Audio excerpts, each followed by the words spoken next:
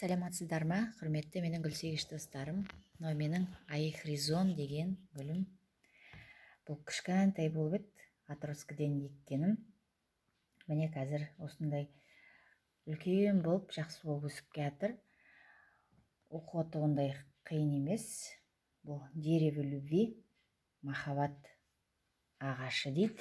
Енді айхризон, қараңыздар, қандай әдемі. Көлеңкеге қарай шығарайын. Жапырақтары мелкий, өзі әдемі. Мынандай күшті бір горшоктың бетін жауып жақсы өсіп қалды. Топырағы құрғағанша құймаймын суды. Сосын барып құям. Топырағы құрғағаннан кейін барып құям. Міне мынандай әдемі гүл болып өсті.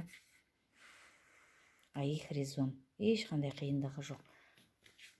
Керемет. Жапырақтары әдемі, мелкий. Мясистый. Удобрение берген кезде басқа гүлдерге бұғанда удобрение берем. Қалған уақытта дымқылдап аздап су жіберем. Шылғыған суды жақсы көрмейді. Топырағы құрғағаннан кейін барып құям. Қандай керемет. Айхризон.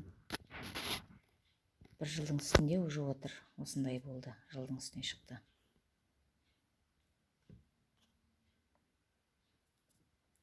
Міне. Осындай гүл. Сіздер де егіңіздер. Бұны көбейту тәсілі. Міне сынып қалады. Бұрт етіп сынып қалады. Сол кезде мен аламда, просто топыраққа тығып қоя қоям. Болды. Тамырландырмайым да, ештеңе істегенде жоқым. Тек отырғыза салдым топыраққа, болды, содан өсе береді. Мына екінші экземплярым. Мына роза гүлдің астына тағы біреуін қойып қойдым міне. Бұл да сынып қалды. Тек барымды топыраққа салып отырғыза қойдым. Мына үлкен роза гүлім ғой менің. Мынандай. Бұл да бутон беріп гүл атайын деп тұр. Китайский роза, гибискус. Бұл да гүл атайын деп тұр. Бутон беріп. Міне, осының түбіне тек еге салдым.